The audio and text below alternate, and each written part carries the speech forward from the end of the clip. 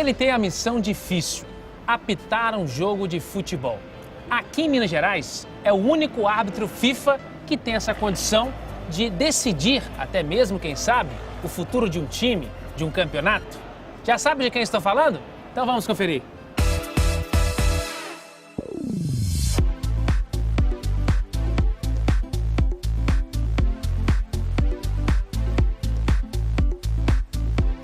Muito bem, meus queridos telespectadores, hoje o assunto aqui é polêmico, mas é muito bom de ser falado porque pouca gente sabe o que acontece nos bastidores aí do futebol. E a questão da arbitragem, que a gente vai tratar aqui hoje, ela é importantíssima, porque influencia muito durante o jogo. Há muita gente que pensa que entende, mas não entende. A gente vai conversar aqui com o Ricardo Marques Ribeiro, ato FIFA aqui de Minas Gerais. Ricardo, obrigado por aceitar o nosso convite aqui e bater um papo sobre o assunto que é polêmico, né, Ricardo? Eu que agradeço, Paulo. Estou aí à disposição. Eu fico imaginando primeiro aqui, pra gente começar mais tranquilo, mais leve, fico imaginando assim, a mais prejudicada é a mamãe, né, cara? Sempre, né? Ela deve ficar brava, né? Sem dúvida alguma, é a mãe a que mais sofre, né? A família e a mãe em especial. Ela sofre duplamente, né? Exatamente. Ela sofre por você e sofre pelos outros, né, também? Claro, claro. É sempre alvo, né, da ira dos torcedores, né? Que às vezes ficam um pouco chateados com o resultado. Mas a minha mãe em especial, ela já compreende bem isso, até porque já são 16 anos de carreira. E ela está sempre orando, está sempre torcendo por nós e eu procuro preservá-la, né? A mãe do campo, todos xingam, mas a mãe de casa a gente preserva. Beleza, vamos começar aqui então. Ricardo, a arbitragem no Brasil, ela, a gente pode dizer assim, entre aspas, é claro, ela funciona como um extra, né? O pessoal até costuma falar na gíria popular, um bico. Isso é complicado, né, Ricardo? Porque o árbitro, ele é ser humano, ele é pessoa. Então o árbitro ele precisa dormir, precisa descansar, ele tem que estudar no trabalho, se ele faz outra coisa, tem que estudar na arbitragem para se apresentar bem no campo. Conta um pouquinho disso aí pra gente. Como é que é o seu dia a dia aí como um árbitro de futebol? Olha, essa questão ela já vem de muito tempo. A nossa Associação Nacional dos Árbitros, em gestões passadas, tentaram buscar esse processo de profissionalização da arbitragem. Já vem desde a época do Márcio Rezende, que foi nosso presidente, passou pelo José de Assis Aragão, pelo Jorge Paulo, e agora com o Marco Antônio Martins, enfim, nós tivemos a condição de regularizar a profissão de futebol. Então, na teoria, nós já temos essa regulamentação. Hoje a arbitragem é uma profissão. Porém, nós agora vamos abraçar um outro desafio, que é justamente colocar em prática essa profissionalização. Porque a maioria de nós, profissionais da arbitragem, temos outra atividade profissional.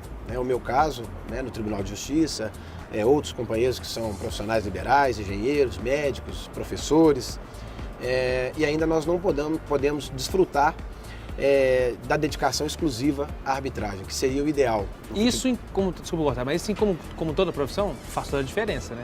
Com certeza, com certeza. Se a nossa dedicação fosse exclusiva, eu não tenho dúvida de que o nosso aproveitamento seria melhor. Até porque a gente teria mais tempo para nos programar, para a gente descansar, para a gente planejar melhor os jogos, as viagens, e assim obter um resultado melhor como nos outros ramos aí. É importante dizer aqui para o nosso telespectador, árbitro não é máquina, né, Ricardo? É difícil. Hoje em dia, então, a gente observa, nós jornalistas, fazendo até um papel às vezes que é meio complicado para vocês, porque nós temos auxílio de 16 câmeras, tem o zoom, tem o replay várias vezes, e aí fica mais fácil. Você também avalia dessa maneira, Ricardo? Com certeza. O árbitro de futebol não é um super-herói. O futebol tem sentimentos, ele tem suas angústias, seus anseios, seus sonhos, e como todos que vivem no futebol. O jogador também tem suas limitações, tem aquele dia que ele treina a semana toda, mas na hora do jogo as coisas não saem como ele gostaria. Com o árbitro é a mesma situação. E ninguém que está ali envolvido, nessa magia do futebol, que é contagiante, apaixonante, ninguém está ali para errar. Ninguém quer atrapalhar o espetáculo. O jogador quer que a sua equipe vença e a arbitragem da mesma forma, ele quer legitimar o resultado, pautado nas regras do jogo, sabendo do nosso papel de isonomia, de imparcialidade. Então esse é o objetivo do árbitro. Então a gente precisa tentar desmistificar essa situação que o árbitro é um vilão. O árbitro não é um vilão, é uma peça importante que tem suas falhas, suas deficiências, mas que precisa estar preparado para definir as situações que o jogo se apresenta. Agora, quando você vai apitar um grande jogo, um clássico, por exemplo, um Cruzeiro Atlético, um Corinthians e São Paulo, fala pra gente, Há uma pressão extra na sua cabeça e dos seus colegas, você acredita? Porque você sabe que ali estarão todos os olhos aí do futebol nacional, é um grande jogo, às vezes um decisivo, vai decidir um campeonato.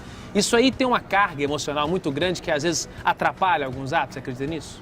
Eu não tenho dúvida de que um dos pilares presentes no futebol, que hoje estão mais em evidência, é o pilar mental, né? A psicologia, né?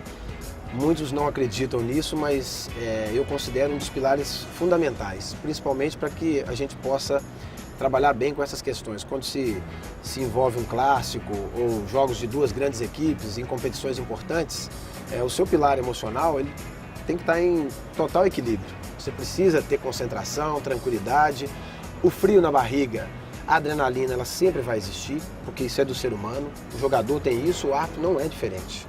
Então, eu particularmente procuro me preparar principalmente não só no pilar técnico, né, disciplinar, no pilar também físico, né, mas também no pilar mental, para buscar esse equilíbrio e não sentir tanto essa pressão. E como que é isso? Você faz um acompanhamento ou você se prepara? A gente tem o acompanhamento de uma psicóloga, não só aqui na Federação Mineira de Futebol, que é a doutora Alessandra, mas também na CBF, que é a doutora Marta Magalhães, pioneira nesse trabalho, né, que vem obtendo grandes resultados, altamente significativos, no que diz respeito à preparação psicológica do árbitro, porque a gente sabe que a pressão é muito grande, são muitos interesses envolvidos e a gente precisa saber lidar com essas situações. Agora, no dia a dia também, você falou aí, tem a questão mental, tem a questão física, que é muito importante. A futebol tem que estar sempre em forma, né? Não dá mais para ter aqueles hábitos antigamente, aqueles gordinhos, tá? Porque hoje o jogo é muito corrido, né, Ricardo? Exatamente. Hoje o futebol é muito dinâmico. Para você ter uma ideia, a gente tinha aí há 10, 15 anos atrás, jogos com uma média o árbitro de percurso dentro do jogo de 8 a 9 quilômetros. Hoje a gente chega até a 14 quilômetros. Quase dobrou, né? Exatamente. Então a nossa preparação física é fundamental. Hoje é inadmissível que um árbitro não treine no mínimo 3 vezes na semana.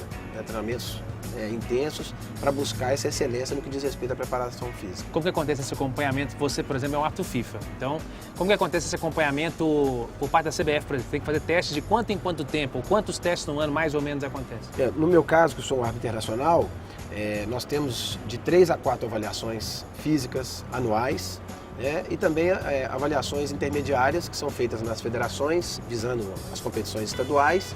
E caso eu seja convocado, por exemplo, para uma competição internacional, sul-americana ou mundial, eu preciso me submeter a outros testes também. Nesses testes durante o ano, se você não passa em um desses testes, você fica sem apitar? Exatamente. Se você é reprovado em um desses testes, automaticamente você fica fora das designações dos sorteios até que haja uma nova oportunidade. Aí você tem que passar nesse teste para voltar a entrar nesse carro. Exatamente. Precisa passar no teste para poder estar apto a apitar. Na parte técnica, a gente falou da mental, física, agora parte técnica. Como é que um árbitro de futebol se prepara tecnicamente para o jogo? Você fica lendo as regras lá toda vez? Como é que é? Fala pra gente aqui. Exato. Primeiro é ter o domínio das regras do futebol, né?